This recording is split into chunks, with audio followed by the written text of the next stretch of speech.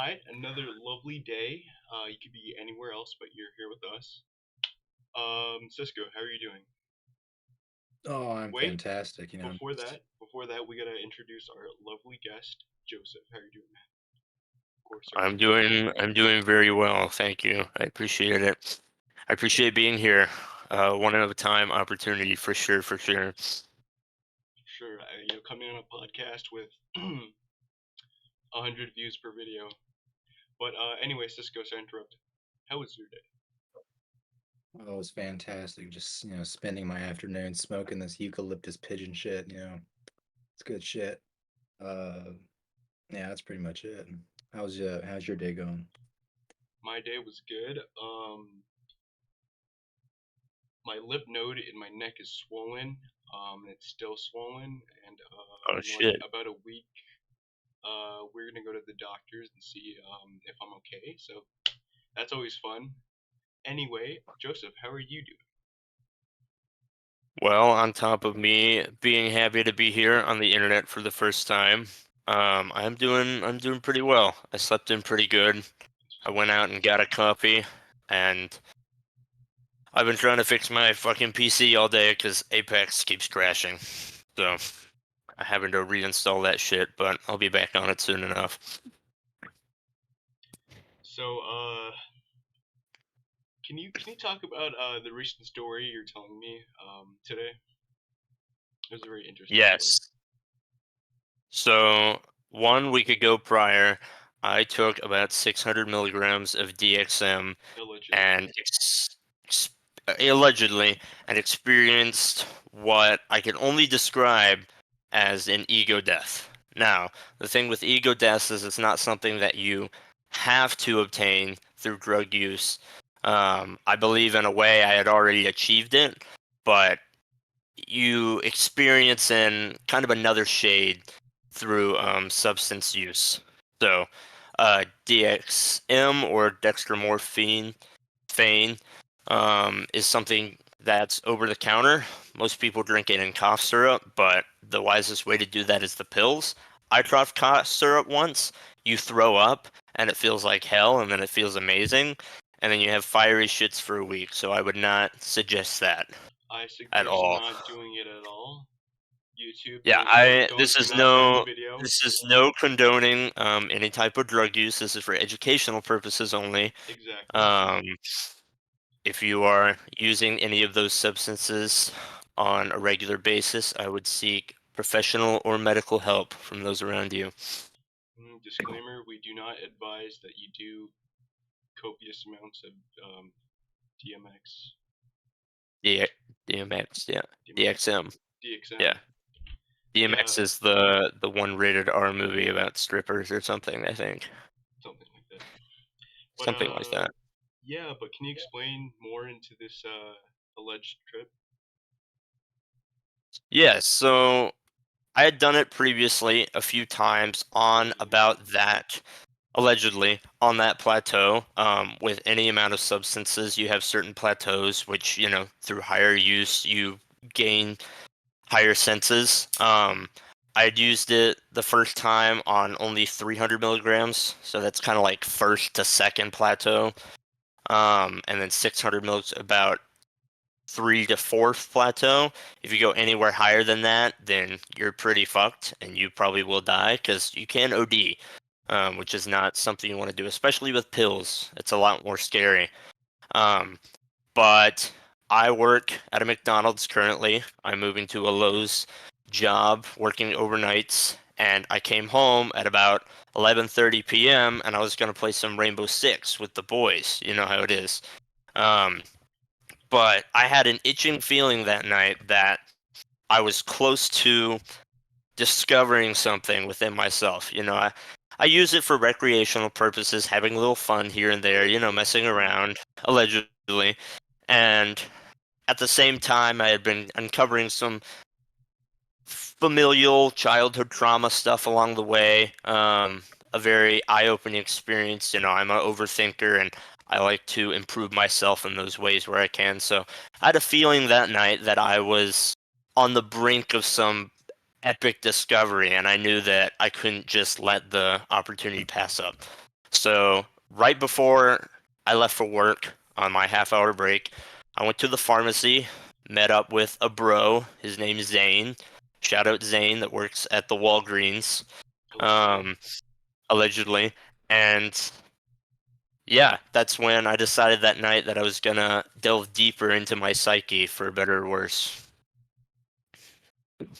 So, what was it like taking it allegedly? Allegedly. So I had never had it hit this hard.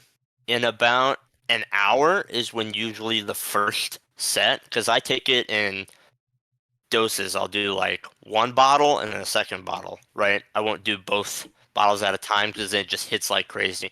This hit in about half an hour. And I knew as soon as it hit, I had to go the second round. So I was one game in Rainbow, and I'm like, guys, I have to leave. I'm sorry. Like, I'm so like broken right now. Like I'm just tearing into another fabric of existence. Um, and something that happens is this is a dissociative substance. So you have multiple types. You have hallucinogenics, which make you hallucinate, and then you have deliriants, which make you delirious. I would not recommend deliriants at all, or any drugs. Allegedly.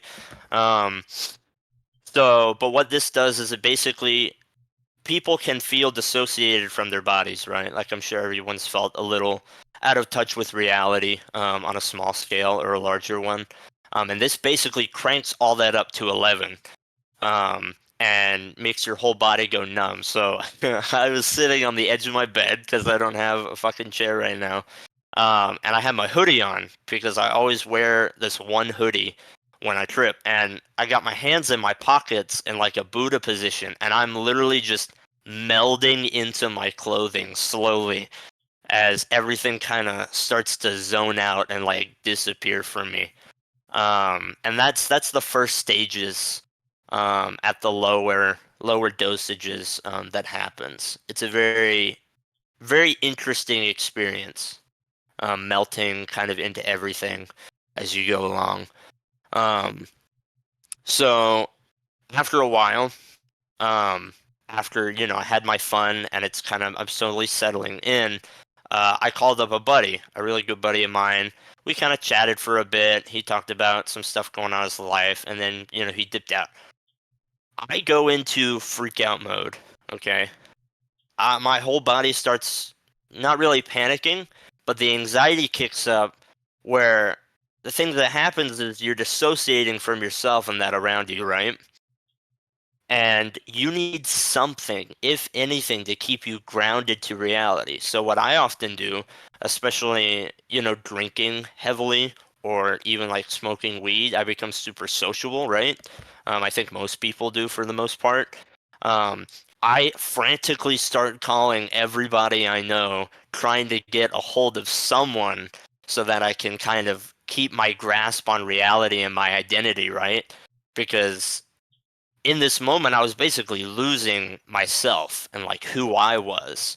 And I couldn't perceive anything was real anymore. So, if you don't have a voice, if you don't have somebody who can react to what you're saying and you're stuck in your conscious, like meditation, right? That's what meditation is. Um, then you basically lose yourself. And thankfully, I'd say thankfully nobody picked up the phone. This was the first time I was alone through the entire come up of the experience. I wasn't playing any games, I wasn't talking to anybody. I was completely in my head as I melted into my room. Any comments on that so far? Um, I have one thing. I'm gonna turn off my fan real quick. But I have some questions. Okay.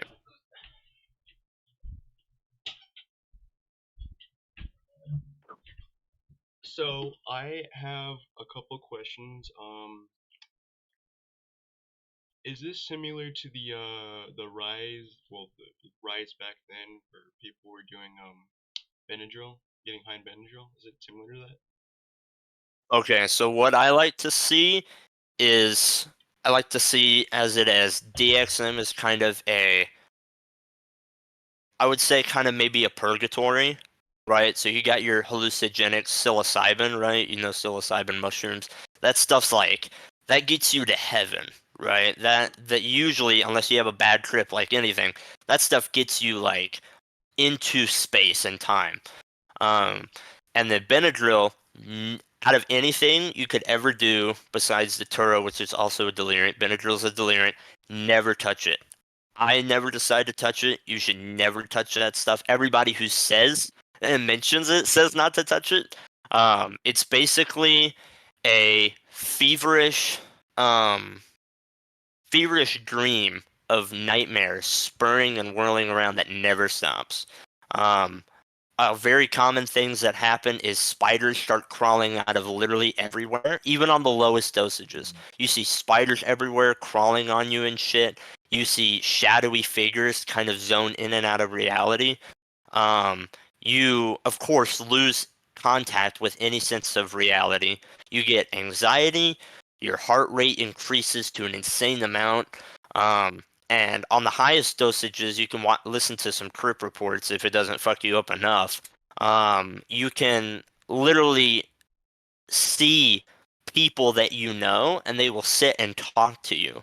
And it's the most vivid thing ever. I mean, you will see shit real as real. The only problem is deliriant again. So those people could be disfigured. Those people could try and fucking stab you, especially higher dosages and stuff. You could completely zone out of your room and you could be in the fucking forest and you wouldn't even know if it's the real forest or not. So not good stuff. This also compared to DXM especially, but most substances psilocybin, Benadryl is actually addictive. So what you're doing is you're experiencing hell, which lasts longer and feels more real than anything, but it also you get withdrawal from it. And it's easier to get at the store. You don't need an age ID for most Benadryl, unlike cough medicine and all the hallucinogenics and stuff. So Benadryl's hell. But I'd say for the most part, DXM is a more dissociative experience, though I think most people touch Benadryl before they even learn about DXM, which is very, very sad because of how it fucks you up. So, another question. I don't know how true this is, but does it give you problems down there if you abuse the substance? Are you talking about Benadryl or dextromorphine? Both. I know Benadryl does, but does dextromorphin? Benadryl can give you erectile dysfunction. Most likely too, a lot of people with some people have tried it with DXM, but it's so dissociative and your body goes so numb you can't do it. Most people reach certain points in Benadryl where they call the jerk off plateaus. So they'll try and jerk off while on this high. And 9 times out of 10, I mean, you keep using that stuff, especially in that way, your dick will literally not work anymore. You'll develop kidney failure because it fucks with your kidneys. Possible schizophrenia, you know? Um, and yeah, DXM on the other hand, the only side effects that I've seen through prolonged use, again, it's one of those things where you don't feel like you need to go back to it, right? You don't get any withdrawals or anything. Um, but through all my research, which, I do days of research before trying anything, and I mean anything. The only things that can happen is one, if you do take the cough syrup, if you down that shit, one, it fucks up your stomach. You're vomiting and shitting for weeks on end. But that will also mess up your privates and also give you kidney failure. uh, Prolonged use on just regular pills or anything like that, just the straight. The only side effects through prolonged use, there was this one guy on this forum, he'd use it probably every other day for about 3 years, and he developed some mental and physical issues. But for the most part, the side effects are very small.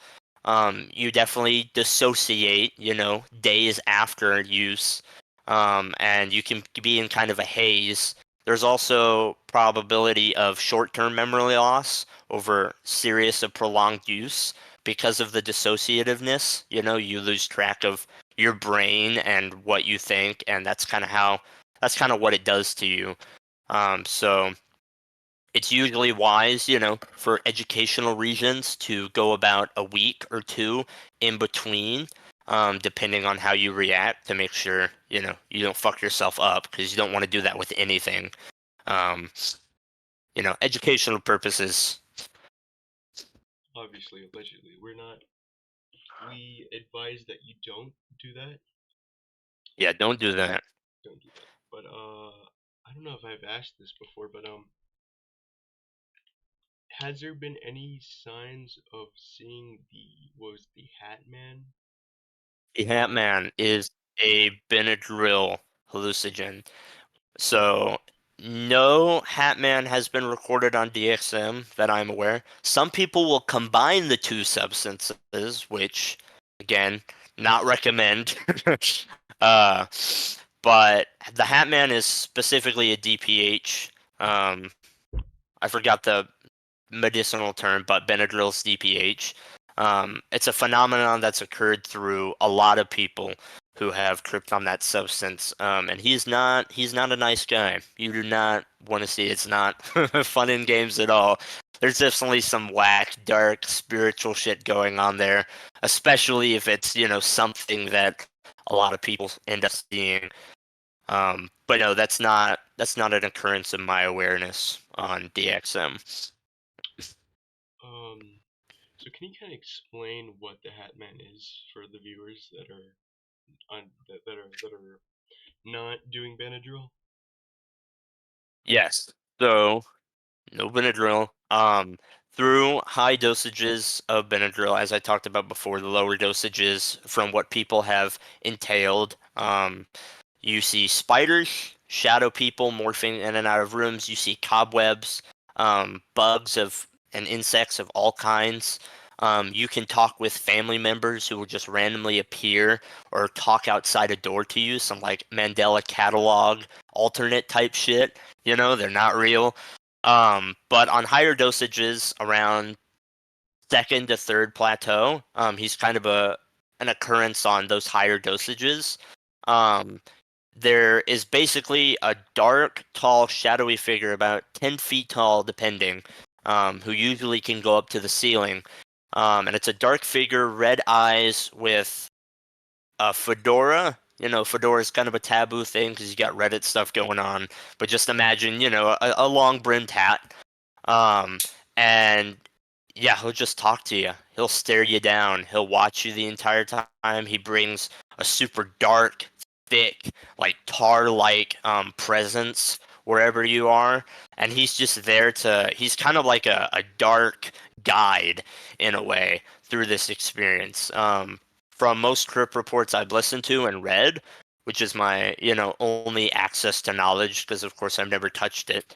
Um, he's not exactly harmful, so he's not going to try and attack you, but he will make your experience a million times worse. He's kind of like the final boss of this, I guess, Benadryl verse. People like to use verse for everything, like the DXM verse or the mushroom verse, shit like that. So he's that final boss, the kingpin kind of this realm that you've delved into.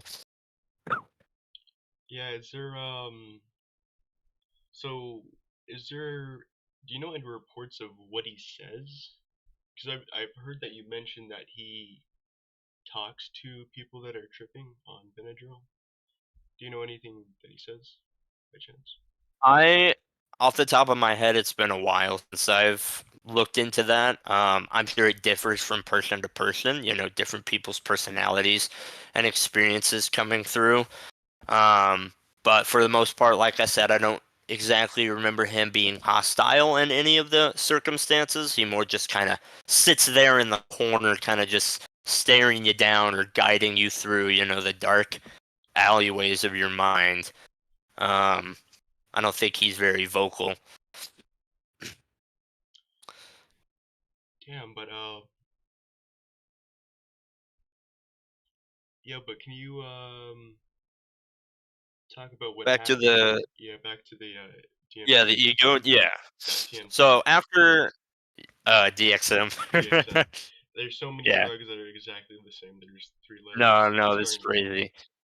crazy. DMT's kind of crazy though. That's like the final boss of like hallucinogenics. You can actually there's a toad that's going extinct because if you lick it, it has DMT on it, like the most potent. There's a story of Mike Tyson doing that, but that's for another time. Um, so after first plat goes, my body's going numb. I'm kind of dissociating. Everything around me is kind of, the walls are kind of flowing and moving, and my music is like peaking. That's one of the best things to do is when you're listening to music. Again, no condones, educational purposes. Um, but after frantically attempting to call I think I called about 10 different people. Um, and no one picked up. I couldn't get in contact with anybody. It just hits. And if you've ever seen those fucking fry memes, when people fry memes, everything's super grainy, film grainy yellow and stuff. That's those higher dosages, those higher plats. Basically, you're in a fry meme the entire fucking time. So it kind of just hits out of nowhere. You get double vision. You have to close one of your eyes to see anything. To really, perceive anything specific. You're looking at your phone. Your phone is like floating away from you, and whatever you're looking at, the phone is like shrinking or growing. Um, but I didn't have access to my phone. I think I was listening to music, but at the same time I didn't want to, and I basically wandered around my room, kind of in a daze. I was basically slowly decaying in a way, dissipating from my body and everything around me. And I was freaking out a bit. I will admit I've never freaked out on like any substance, but I think I was definitely freaking out, losing control, which I have this big thing about control. Um, so after a while, you're kind of have that short-term memory thing where time is an illusion and you're no longer there. And I'm wandering around my room. I crash on my bed. I lie there for like 10 minutes and then I stand up and I walk into the bathroom and I piss and I walk back. That goes on for about maybe half an hour, but it feels like days go by, where I just completely lost track of anything. Um, and finally, after I think was only half an hour or an hour of real time because I checked my phone, I completely melt into my bed. Like I'm gone. I can't see anything. I can't feel anything. I'm not really any longer there, and I completely just melt into my bed, into this state of consciousness. Really, that whole idea of meditation. Losing track of your body and going into your mind. Um, and I can't exactly remember what I did in there, but I remember coming back after a while and I open up YouTube. And my brain was overthinking this whole time. Like it constantly overthinks, it's thinking about my whole life and a bunch of things and, things I want to do and who I am and all that. And I open up YouTube and I start scrolling and I get this weird idea where I uncover the knowledge that I'm consciousness and in turn practically God. And everybody else is that consciousness in their body. Um, and so it was a really crazy experience. I was scrolling through YouTube. YouTube always recommends the weirdest shit when I'm on this stuff. It always feels like it's speaking to me in a way. But I just start scrolling. I hit a featured video where this guy is talking about how, the demons that you have are actually you and you're the one that like conjured them. And I'm like, so real. And it had like 20 views on it. Um, and after a little while of scrolling, a little more, I was basically in YouTube, is what it felt like. Like I wasn't hear anybody. It's like my mind was in YouTube, whatever video I clicked on, whatever I was watching, which was mostly stuff pertaining about the ego death. Um, which I can get into the definition, but any comments so far about about this plunge. No. Question: what is ego death? So ego death is, from my understanding and how most people say it, you can look up terminology on this stuff. This stuff, again, is mostly found through substances by people who aren't very mindful of themselves. So they'll use substances, and that kind of, makes them reflect. So, you can do this, and often monks and stuff do this stuff. But the whole idea of ego death, which again is something you can choose to believe or not, it's something it's kind of an experience, um, is basically the idea, and kind of, I wouldn't say a religion, but a belief that everybody is consciousness, a part of a bigger consciousness, all living things at least.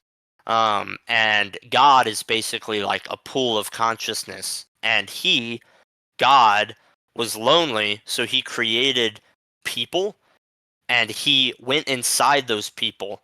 And that's how like Earth and stuff came to be. So, a lot of religions follow this kind of somewhat belief. You look at the symbology and you look at the stuff, and it all kind of leads back to this whole truth, which is like we're all connected to living things. Like the Japanese, Buddhism, Christianity in a way, though they become more conservative nowadays. I'm not very religious type, but this is one of the practices and beliefs that I've come to follow.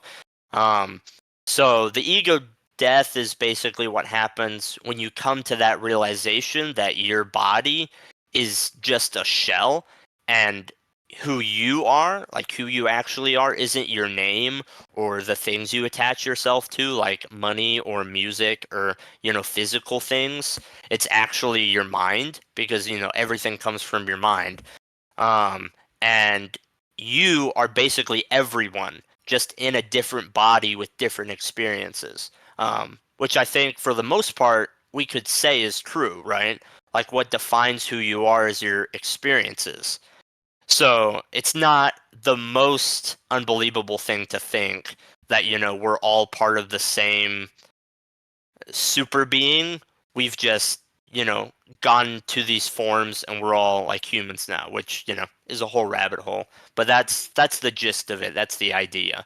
And it's a very scary thing. Um, Not for everybody. Some people can have a lot of stress, depression, kind of existential crisis when it comes to it.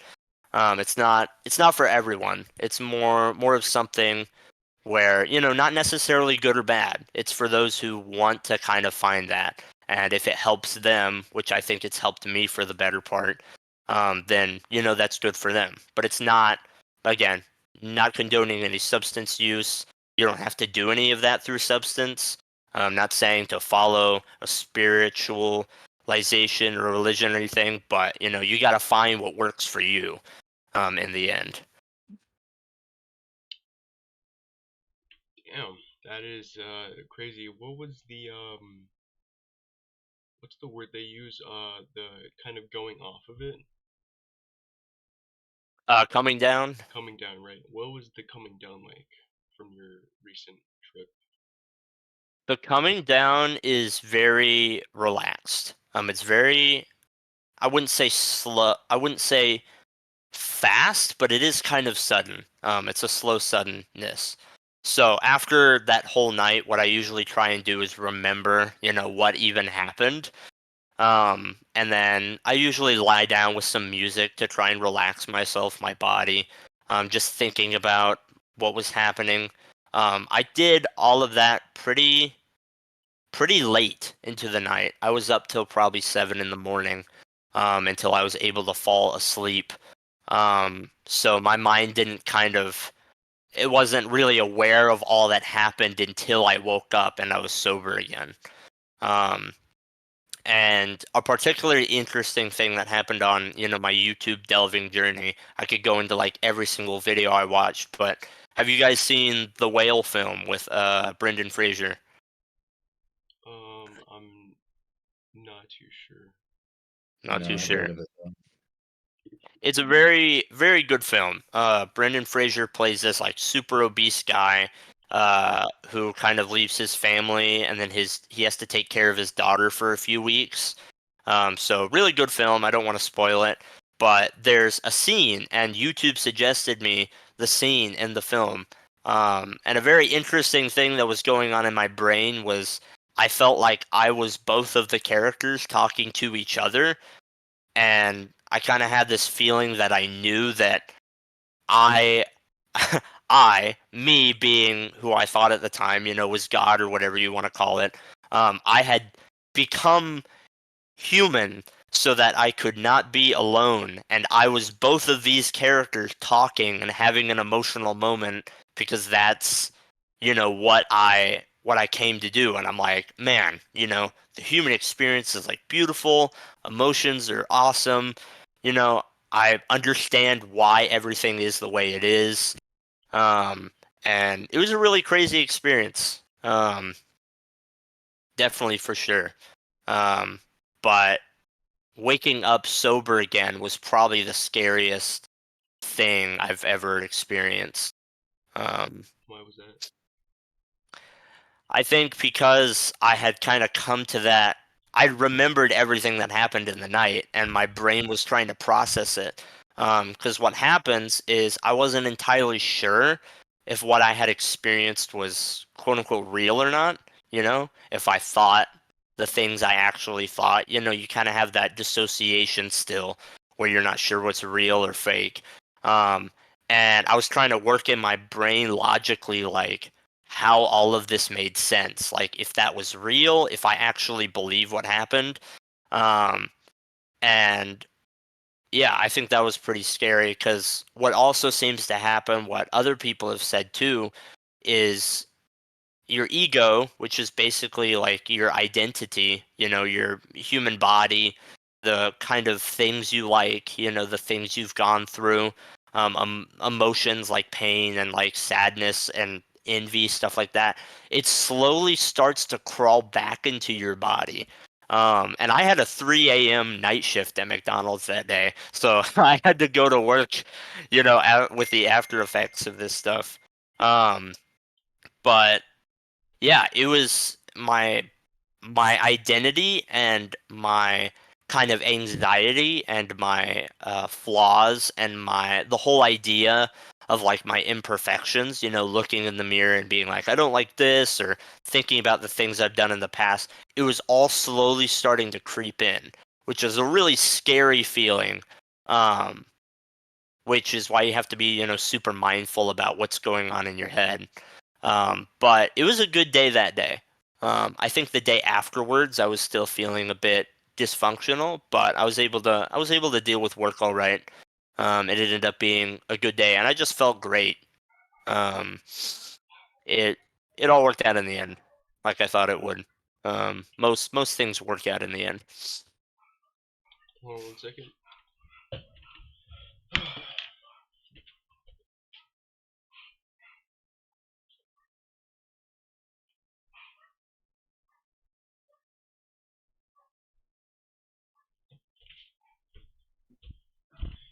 Oh, I'm sorry. I just had to go check, make sure nobody was breaking into my house because my dogs were barking. Probably a good idea that no one breaks into your house. Yes, you always gotta make sure, especially if we're in fucking California. But Oh shit. yeah, but anyway, I think we're gonna wrap it up here. Um, thank you, Josh, for coming on the podcast, explaining your experience with DMX, right? Yeah, DMX. DMX, DXM. That's right, DXM. DXM, I get it fucked up as well. DXM. Keep that written down. So, Josh, where can people find you? I currently have no social media as of right now, but in the very near future, I'm thinking about posting some stuff, probably some more trip reports, stuff I've been meaning to do. So you can most likely find me on the handle hanged_angel, or just hanged angel. That's my username and will soon enough be my Spotify name. So, if you're interested in hearing more about these types of DXM experiences for educational purposes, For not educational condoning purposes. anything, or you're interested in hearing some really cool music that I'll probably shittily put together just because I'm bored.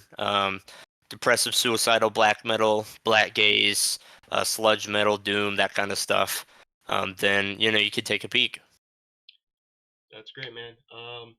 Please, guys, follow him. Also, subscribe to us. Thank you for watching this far. If you have, anyway, that'll be it. All right, take care, everybody. That being said, if you want more of Joseph and his stories allegedly on DXM, his channel will be linked in the description. I don't know if he's going to have any videos posted yet, but please check him out. Okay, see ya.